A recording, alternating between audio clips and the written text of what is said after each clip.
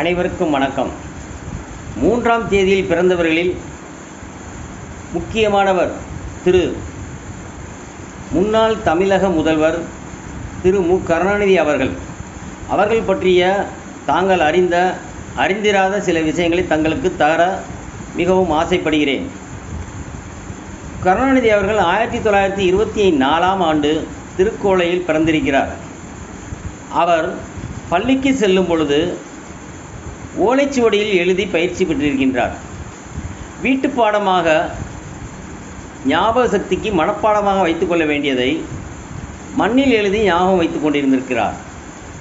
அவர் படிக்கும் காலத்தில் இருந்த வசதியை பயன்படுத்தி பின்னாளில் ஸ்லேட், பென்சில், குச்சி, பேனா, மைப்பேனா, மயில் இறகு பேனா, பால் பாயிண்ட் பென் போன்றவற்றை பயன்படுத்தி இருக்கிறார். சிறு வயதிலேயே தான் எந்த கொள்கைக்காக இருக்கிறோமோ அந்த கொள்கைக்காக தான் நினைத்ததை கையிலேயே கடித வடிவில் எழுதி துண்டு பிரசங்கம் பண்ணியிருக்கிறார். அதே நேரத்தில் சிறு வயதிலேயே மேடை பேச்சு, கேலி, நக்கல், நையாண்டி, சிரிப்புத்தன்மை, நகைப்புத்தன்மை அனைத்திலும் அவர் அரசியல் கட்சியில் சேர்ந்து நல்ல முன்னேற்றம் அடைந்திருக்கிறார். அவர் சிறு வயதிலேயே பத்திரிகை அலுவலகத்தில் சேர்ந்து அச்சு கோட்பாளராக இருந்து பின்னாளில் உதவி ஆசிரியர், பத்திரிகை நிறுவனராகவும் இருந்திருக்கிறார்.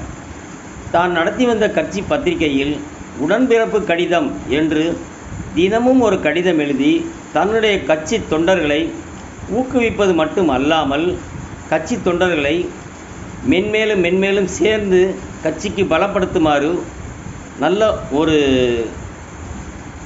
செயல் செய்து கட்சியை பெரும் பாடுபட்டு வளர்த்திருக்கின்றார். அவர் கட்சியில் இருந்து ஒரு சாதாரண எம்எல்ஏவாக இருந்து பின்னாளில் மந்திரியாகி முதன் மந்திரியாகி மேலும் உலகளவில் அவர் பேசப்படும் ஒரு அரசியல் கட்சி தலைவராக மாற்றப்பட்டிருக்கிறார். அவர் வெளிநாடுகளுக்கு செல்லும் பொழுது மட்டும் பேண்ட், கோட், ஷூட் அணிவது வழக்கம். அதே நேரத்தில் வெளிநாடுகளில் வசதி குறைவான காலங்களிலேயே தான் கண்ட எந்த ஒரு கலை நுணுக்கமாக இருந்தாலும் அதை தன்னுடைய மனதில் ஏற்றி இங்கு வந்து அரசு கட்டிடங்கள் மேலும் கலை நுணுக்கத்துடன் கிட்டக்கூடிய இடங்களில் தன்னுடைய நினைவை பகிர்ந்து செயலாற்றி இருக்கிறார். அவர் மேலும்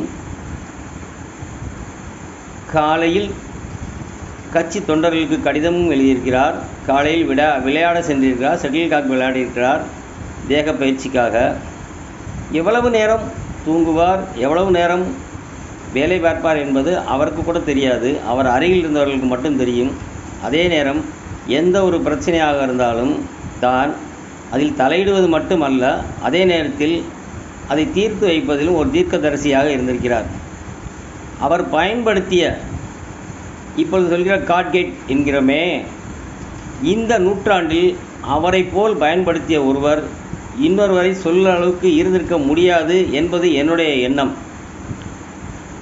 ஓலைச்சுவடி, மயில் இறகு பென்,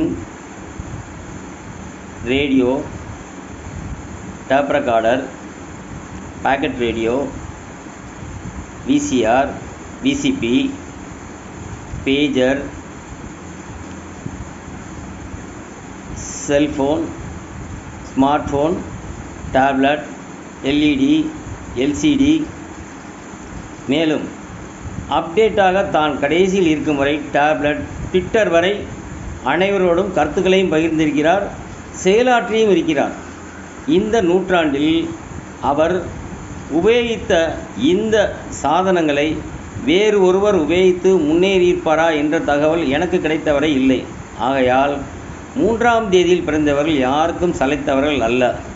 வெற்றி தோல்விகள் வரலாம், ஆனால் இவர்களுடைய போர்க்குணம், இவர்களுடைய கூரிய சிந்தனை, கூர்மையான அறிவு, சாதுர்த்தியமான பேச்சு, இவைகளால் அனைவரையும் அரவணைத்து செல்வர்.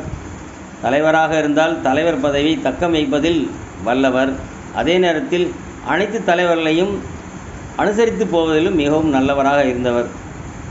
ஆகையால் 3ஆம் தேதியில் பிறந்த நண்பர்கள் தங்களுக்குள் என்ன திறமை இருக்கிறது என்பதை தாங்களே உணர்ந்து அதை நடைமுறைப்படுத்தி நல்ல முறை செய்தால் தாங்களும் உலகத் தலைவர்களில் ஒருவராக வரலாம் என்பது திண்ணம். நன்றி நன்றி நன்றி.